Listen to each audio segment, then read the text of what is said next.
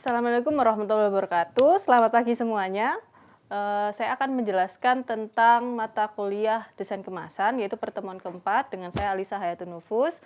Pertemuan keempat ini tentang proses kreatif merancang kemasan. Adapun posisi materi dari perkuliahan proses kreatif merancang kemasan dalam mata kuliah desain kemasan ini bersesuaian dengan CPL program studi desain grafis, yaitu CPL 2 tentang menguasai keahlian dasar yang mencakup prinsip, elemen, serta pesan dalam bidang ilmu desain. Kemudian CPL 3 tentang menguasai metode dan tahapan perancangan desain dalam berbagai media yang mengacu pada kebutuhan industri kreatif yang sekarang dan mendatang. Kemudian serta juga tentang capaian pembelajaran mata kuliah atau CPMK. CPMK 02 yaitu mahasiswa memahami tahapan yang benar dalam merancang desain kemasan, baik secara individu maupun berkolaborasi dengan memperhatikan material kemasan dan media yang digunakan, mengacu pada kebutuhan industri kreatif sekarang dan mendatang. Oke, dari gambar ini kira-kira apa yang bisa kalian simpulkan? Mungkin 1 menit untuk berpikir, nggak usah kayaknya kelamaan ya. Jadi mungkin saya akan langsung jelaskan. Yang dimaksudkan dalam gambar ini yaitu sebenarnya proses perpindahan suatu manusia itu tidak memerlukan alat bantu apapun awalnya pada mulanya. Nah, tapi manusia merasa kurang bisa mencapai suatu jarak yang jauh dengan lebih efisien. Makanya membutuhkan bantuan si kuda. Kemudian kuda dirasa kurang cepat, dan kurang nyaman, mungkin ditambahin gerobak jadi dokar.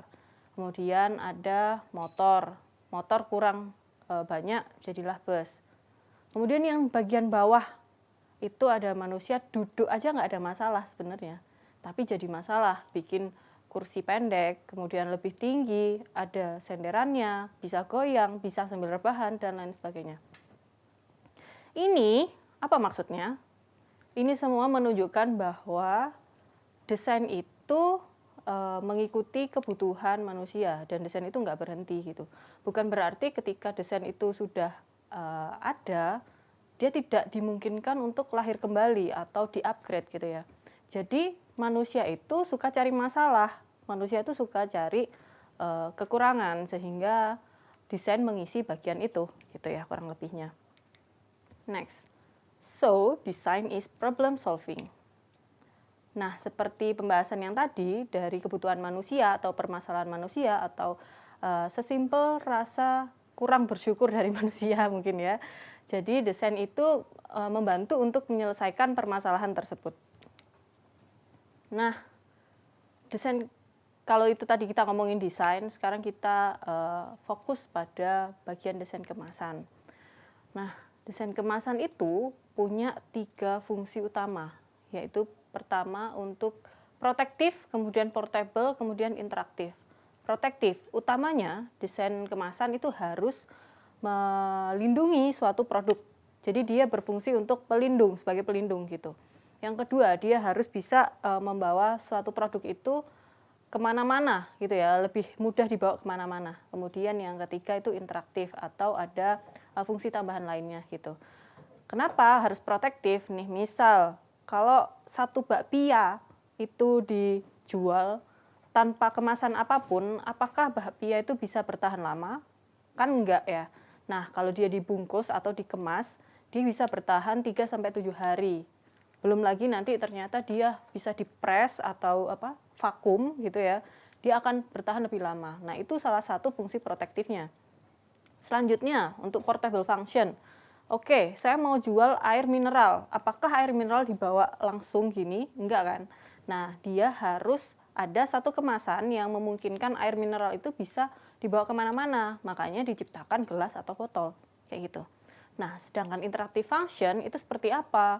Itu biasanya menjadi suatu nilai plus yang mana akan mendukung kemasan ini sebagai promosi. Jadi si interaktif ini mendukung promosi dari produk yang disematkan dalam kemasan. Gimana itu? Kita bingung kan? Oke, kita lanjut aja ke next slide. Nah, salah satu faktornya yang pertama reusable. Reusable itu kayak apa sih? Simpelnya atau sederhananya reusable adalah bisa digunakan kembali, ya kan? Digunakan kembali itu bisa berupa digunakan dengan produk yang sama atau produk yang berbeda. Kalau produk yang sama contohnya yang botol reed diffuser yang sebelah sini. Nah, itu dia awalnya reed diffuser dengan stick reednya itu berisi minyak wangi yang bisa mengharumkan ruangan. Tapi dia menciptakan suatu produk refill yang sesama reed diffuser, kemudian bisa tinggal diisi ulang dengan menggunakan kemasan yang sama. Jadi kemasan itu tidak dibuang, dia bisa digunakan kembali dengan produk yang sama.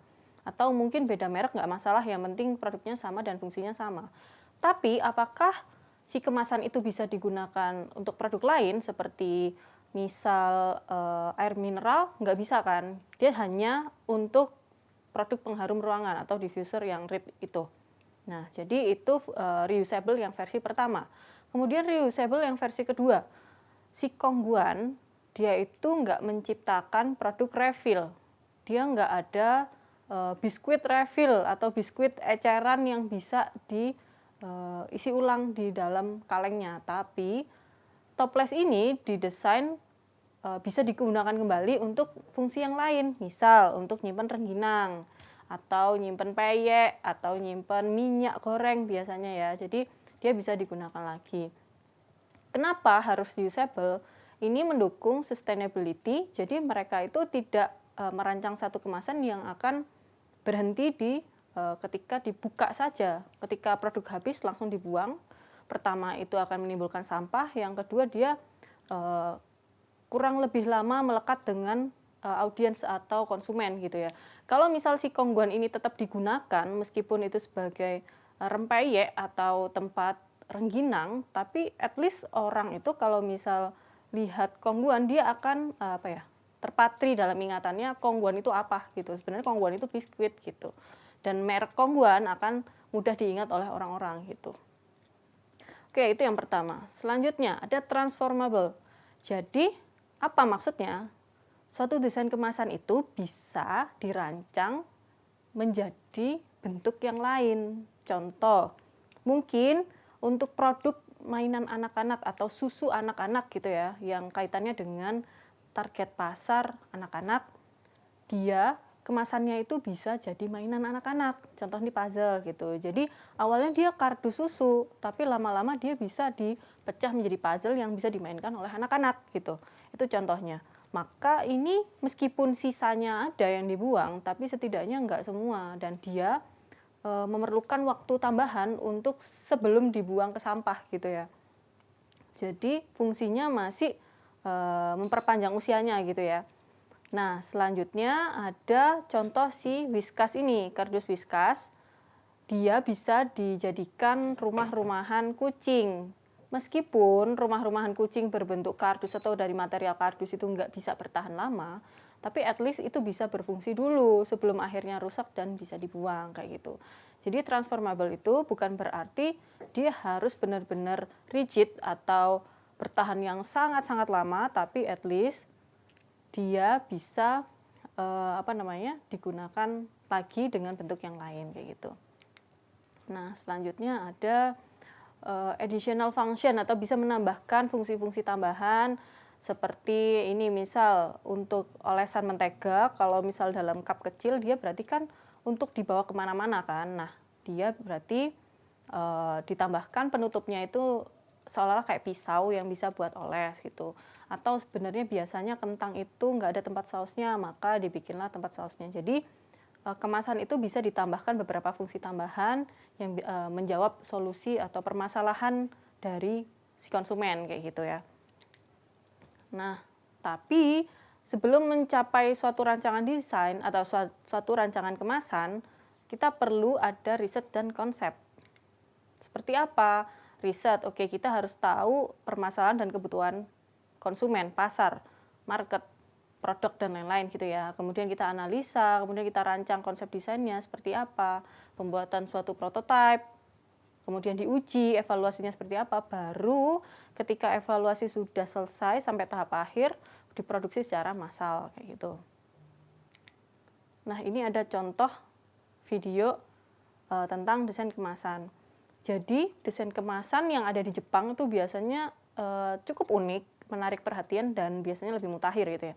Simple, dia cuma menambahkan sesuatu hal yang membuat itu tuh punya fungsi lain gitu ya. Misal si saus itu, orang tuh kesusahan buka kemasan saus di mana-mana gitu ya, tapi tinggal tinggal dipencet aja dia bisa dengan mudahnya menuangkan saus gitu. Itu ya contoh-contoh aja lah ya gitu. Bisa silahkan cari di TikTok, ini banyak. Nah contoh nih, si yogurt. Yogurt tuh sayang banget kalau sampai ada di tutupnya. Jadi dia bikin tutupnya itu gimana materialnya nggak menempel si produk yogurt itu gitu. Dan banyak contoh lainnya bisa dilihat ini. Nah, proses perancang kemasan seperti yang saya sampaikan tadi, ada analisa produk, analisa kebutuhan, kemudian ada pengembangan konsep ide melalui brainstorming, lateral thinking, dan mind mapping, kemudian membuat sketsa desain, desain grafis terkomputerisasi atau digitaling, kemudian eksekusi visual hasil prototype, kemudian dievaluasi, dan final cetak atau yang produksi massal menurut yang saya sebutkan tadi. Oke, kita lanjut aja.